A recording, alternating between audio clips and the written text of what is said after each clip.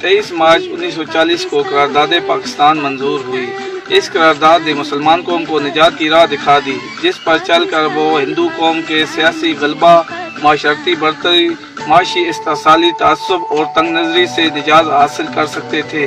قرارداد لاہور نے برطانوی سامراج کے جور و ستم سے نجات کا راستہ دکھایا اور اس آزادی کو دوبارہ حاصل کرنے کی امیدیں پیدا کر دی جو برطانوی سامراج نے ان سے چھین لی تھی۔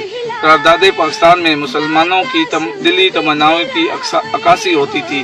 ان کو ان کے خوابوں کی جنت خلافت راشدہ کی طرز کی اسلامی حکومت حاصل ہوتی نظر آنے لگی، جس سے ان کے مذہبی جذبات کی تسکین ہوتی تھی، ان کی روحانی پیاس بجھتی تھی۔ اس آئیڈیل کو حاصل کرنے کے لیے وہ ہر قربانی دینے کو تیار۔ یوم پاکستان کے حوالے سے نجی اسکول کے طلباء کا کہنا تھا کہ اور اس ملک کے اس دن ہمارے بزرگوں نے بہت ساری قربانیاں دیں، بہت سارے جو ہیں وہ جد و جہد کی، اور دو قومی نظریہ جو اسی دن پیش ہوا، اور دو قومی نظریے کے تحت دو قومیں تھیں جن کو الگ کیا۔ ہمارے لیے بہت ہی اہم دن ہے۔ اس دن پاکستان کے لیے قرارداد منظور ہوئی تھی، جو کہ قائد اعظم کی بہت انتھک محنتوں کے بعد رنگ لائی۔ وہاں جو قرارداد پاکستان منظور ہوئی تھی، اس کے دن کے لیے ہمارے بزرگوں نے بہت قربانیاں دی تھیں۔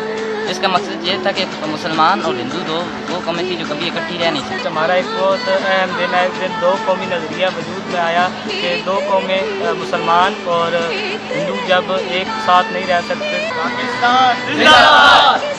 23 مارچ کو پاکستان کے دو نظریے کی بنیاد رکھی گئی۔ اس نظریے کے تحت 1947 کو پاکستان آصف صابری پاک ملک چلی گئی۔